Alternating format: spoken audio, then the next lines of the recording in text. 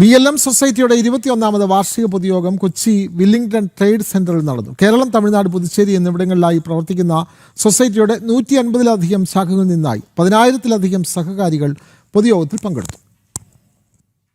BLM society founder chairman Premkumar പൊതുയോഗം ഉദ്ഘാടനം ചെയ്തു. സൊസൈറ്റി പ്രസിഡന്റ് കരുണാമൂർത്തി അധ്യക്ഷത വഹിച്ചു. പുതുച്ചേരി മന്ത്രി രാജവേലു ഉൾപ്പെടെയുള്ള പ്രമുഖർ ചടങ്ങിൽ പങ്കെടുത്തു.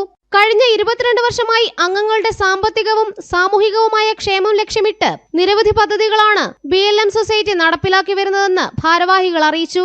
സൊസൈറ്റിയുടെ പ്രവർത്തനങ്ങളിൽ മികച്ച നേട്ടങ്ങൾ കൈവരിച്ച അംഗങ്ങളെ ചടങ്ങിൽ അച്ചീവ്മെന്റ് അവാർഡുകൾ നൽകി ആദരിച്ചു. വിവിധ മേഖലകളിൽ മികച്ച പ്രകടനം കാഴ്ചവെച്ച അംഗങ്ങൾക്ക് പ്രത്യേക അംഗീകാരവും നൽകി. അംഗങ്ങളുടെ ഭവന സ്വപ്നം സാക്ഷാത്കരിക്കുന്നതിന്റെ ഭാഗമായി മഞ്ചേരിയിലും മണ്ണാർക്കാടും സൊസൈറ്റിയുടെ നേതൃത്വത്തിൽ പൂർത്തീകരിച്ച വീടുകൾ അർഹരായ അംഗങ്ങൾക്ക് കൈമാറിയത് നേട്ടമാണ്. നിക്ഷേപങ്ങൾക്ക് ആകർഷകമായ ലാഭവിഹിതം നൽകുന്ന സഹകരണ സ്ഥാപനം എന്ന നിലയിലും BLM സൊസൈറ്റി ശ്രദ്ധ നേടിയിട്ടുണ്ടെന്ന് ഭാരവാഹികൾ വ്യക്തമാക്കി.